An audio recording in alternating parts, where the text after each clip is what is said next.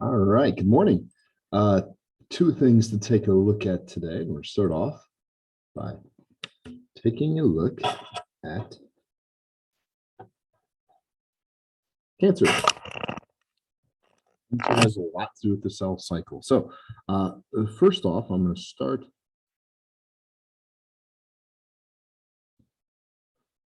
by drawing our cell cycle. And remember, we had this part here was M phase.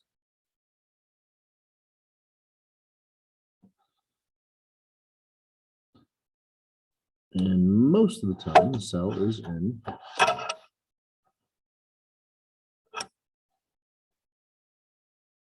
interphase. So we've got M phase where the nucleus and then the cell is dividing, and interphase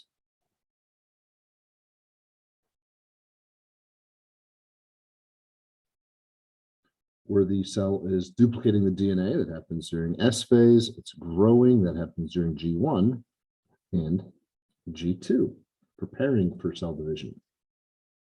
And then we break up M phase into 5 total phases. We have prophase, which is P right there, so I have a smaller circle.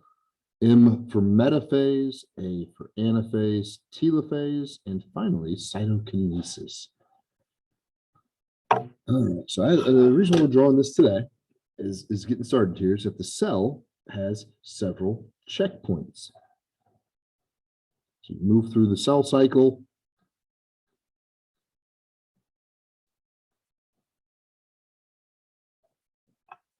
It's got these checkpoints like stop signs. I always think of the old movie with the arm that comes down. There's guys that get out, get to the checkpoint, move the arm up. So the first one happens in G1.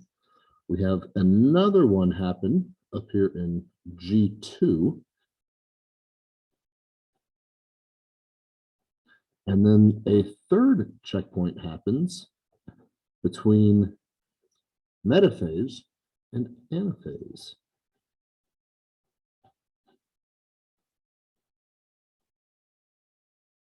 All right, so what we're checking here at the first one is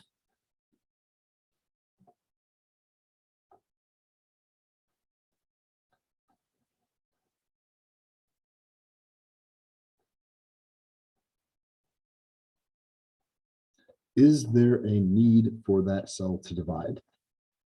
It's just gone through cell division. It's growing, it's getting back to full size or full strength. Does it need to divide again? And a lot of times the answer is just simply no. And when that's the case, it leaves the cell cycle and goes into this kind of other cycle called G0, where it's just kind of living its life, doing its thing, being the cell. So it can leave the cell cycle and just kind of keep going round and round and round and round. Eventually, if the answer to this question becomes yes, it can re-enter back into the cell cycle and go ahead and duplicate its DNA, go through G2, and divide when it needs to be divided. Up here during G2, oftentimes the question is,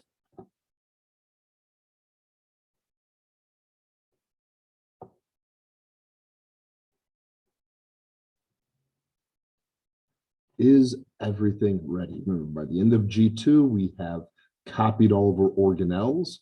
The cell's large, it's ready to go. And during S phase, we duplicated our DNA. So we have a quick check on the DNA. You don't want to have any mistakes in the DNA. You want to make sure every chromosome is copied twice, or every chromosome is duplicated. So you have 2 of every chromosome.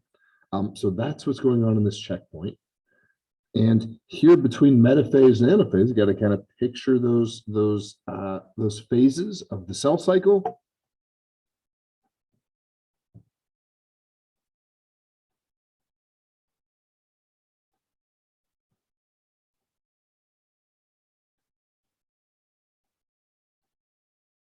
And the question there is, are the spindle fibers attached?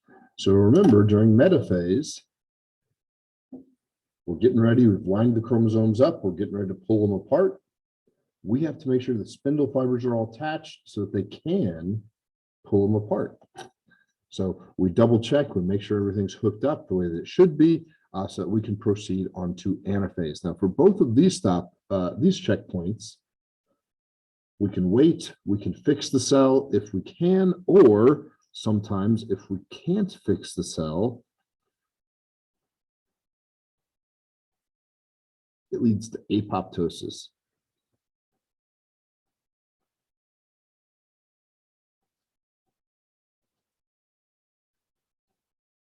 Which is programmed cell death. So a lot of times, if something goes awry here and the cell's like, no, I just can't fix it, it goes through apoptosis. If you guys remember from last semester, what it does, it releases its digestive enzymes from its lysosomes, and it just kind of dissolves itself and recycles pieces for its neighbors.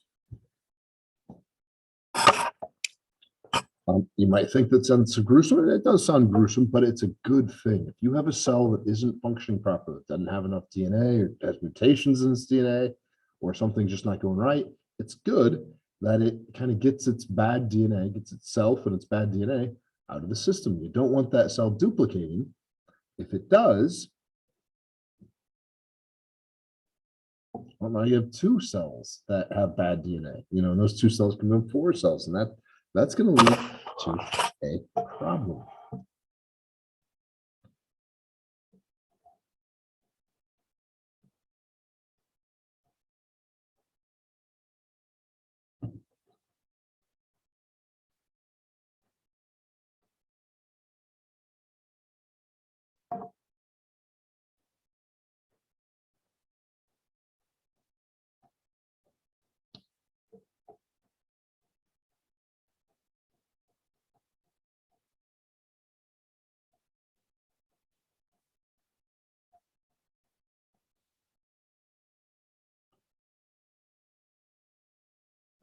All right, so there are a whole bunch of proteins that are involved in kind of regulating the cell cycle, making sure it stops where it needs to, making sure it goes when it needs to.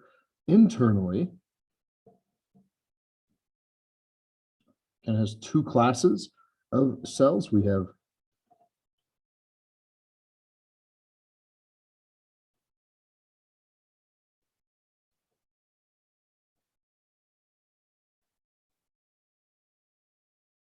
oncogenes, which promote the cell cycle. Now, these are the genes that code for the proteins, but these promote the cell cycle, and these include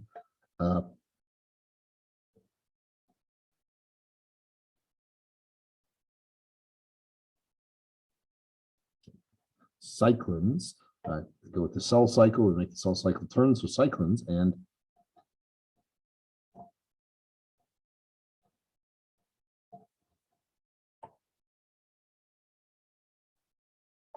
cyclin-dependent kinases, which we oftentimes call CDKs. So these are 2 proteins that work together to keep the cell cycle moving. I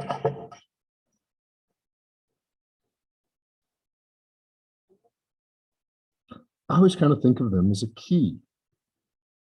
Now, the cyclin-dependent kinase, the kinase, is a big old key, big old portion of the key. So here's the kinase, but it doesn't work without the cyclin. You have to have both together. I always kind of think of like the nuclear submarine, and you need the launch codes. In order to do the launch codes, you need 2 people to simultaneously put their cards in. Well, kind of the same thing. We need both cyclins, and this key is no good without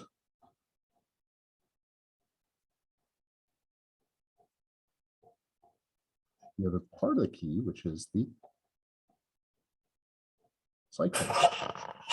So both of them kind of play a role.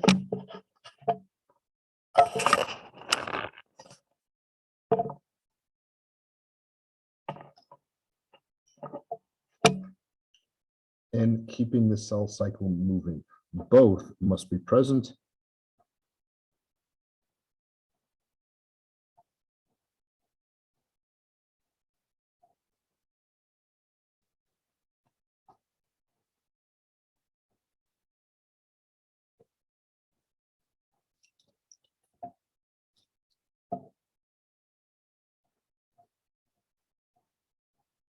So both must be present for the cell cycle to advance. They're the key that drives the cell cycle, but they have to both be there. They don't work without the other. You can get into the lock with the cyclin, but you can't turn it. You can turn it with the kinase, but you can't get into the lock. They both have to be there. That's kind of one of the fail safes that our cells have. They can turn their kinases off, and guess what? You're not going to advance in the cell cycle. You can turn your cyclins off, and guess what? You're not going to advance in the cell cycle. So these are examples of oncogenes, and there's lots more. You actually find a few more in your homework tonight. There are also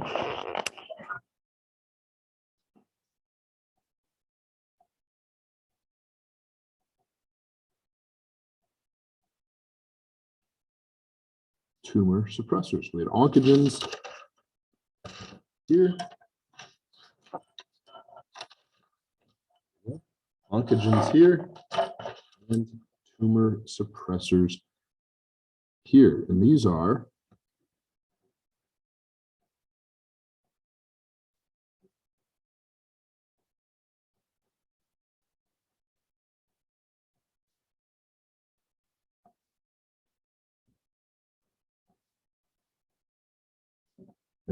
proteins that halt the cell cycle. So they stop it from growing. The well-known example is P53. And it stops the cell cycle growing. You're going to learn more about tumor suppressors and oncogenes and some different ones when you do your homework tonight. But I just wanted to give you a few examples there. So those are all internal. These are all internal proteins that are kind of, within the cell that are turning the cell cycle on or off. There are also external factors.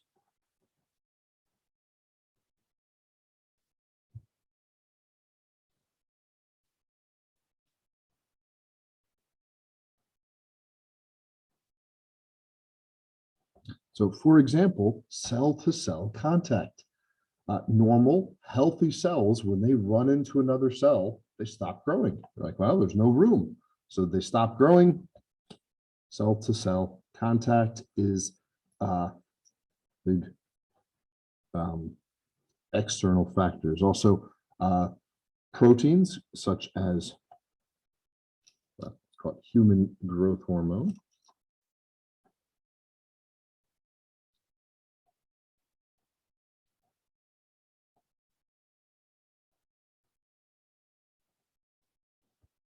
Oftentimes better known as HGH. So this is a cell signaler that another cell can send. So your body can be like, hey, it's time to grow, and it sends HGH or human growth hormone. It kind of signals, hey, cell, time to divide, time to divide.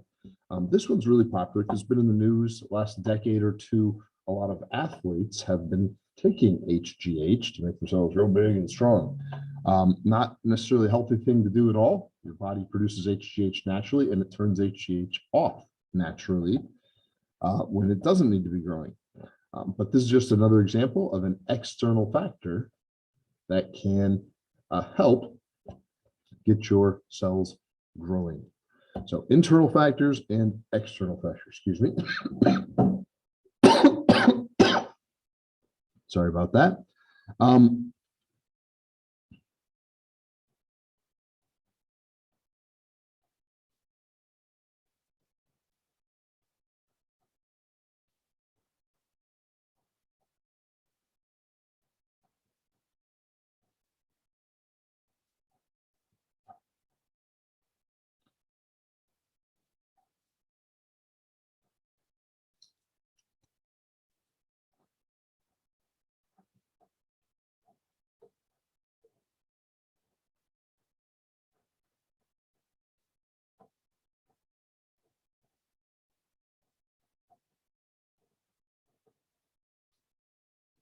So back to where we're going with all this.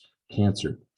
Mutations, we talked about those last chapter, or last semester, I should say, I'm sorry. Mutations are when you have DNA that gets changed, it gets mutated, it's different. Oftentimes that leads to a loss of what that protein is supposed to do. So if you remember translation, when we read the DNA code, we go to a protein.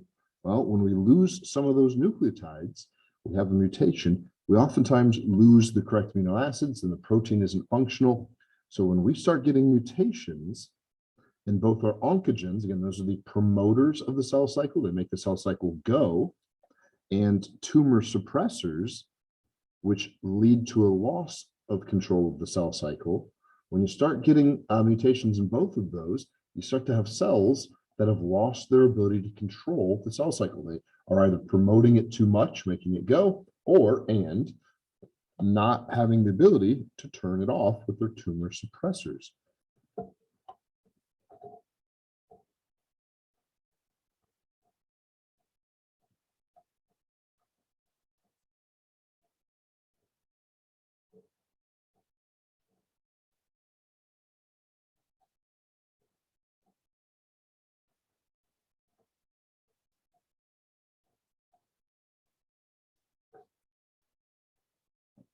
When you get a mass of these uncontrolled dividing cells, we call that mass a tumor. By the biological sense, then, any tumor is technically a cancer. In the medical sense, it's just a little bit different.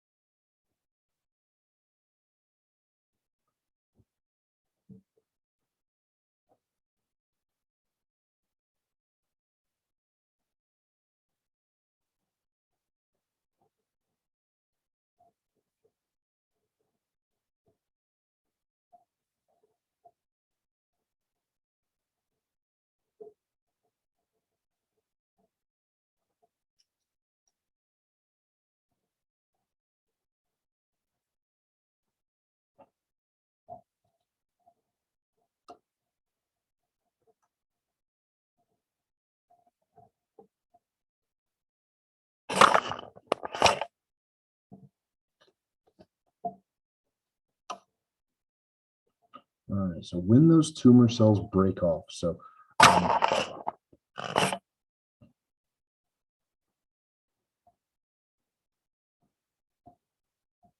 here we have a tumor. Those cells can break off, and sometimes they can enter the bloodstream. Think of our bloodstream, our blood vessels, kind of like this super highway.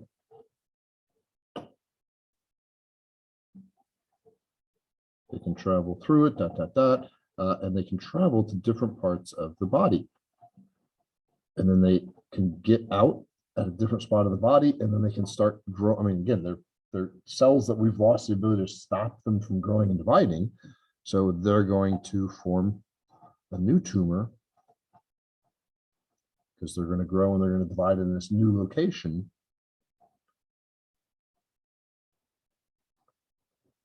That process is called, spell it correctly,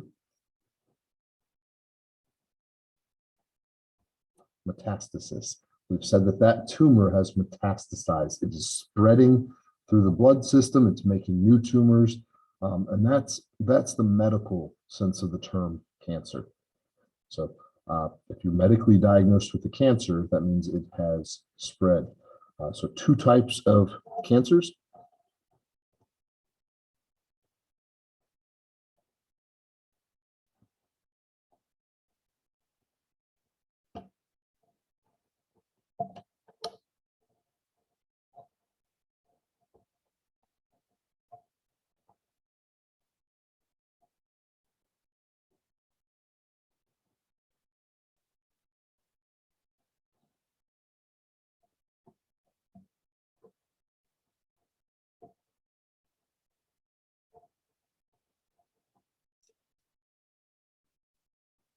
Man, tough word to spell. Struggling with it today.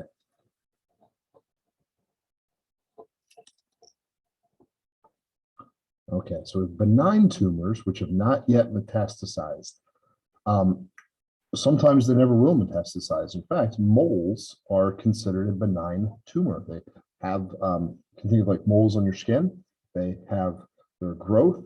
They're obviously an irregular cell, but they're not spreading. And sometimes they'll never spread. Most of your moles will never, ever metastasize, not to worry about. Once they have metastasized, once they have started to spread, now we call it a malignant tumor. So benign tumors and malignant tumors. Mal means bad. Once that cancer starts spreading, it is bad. All right, so there's our notes on cancer for today. If you have any questions, shoot me an email, and hopefully I'll do my best to answer them.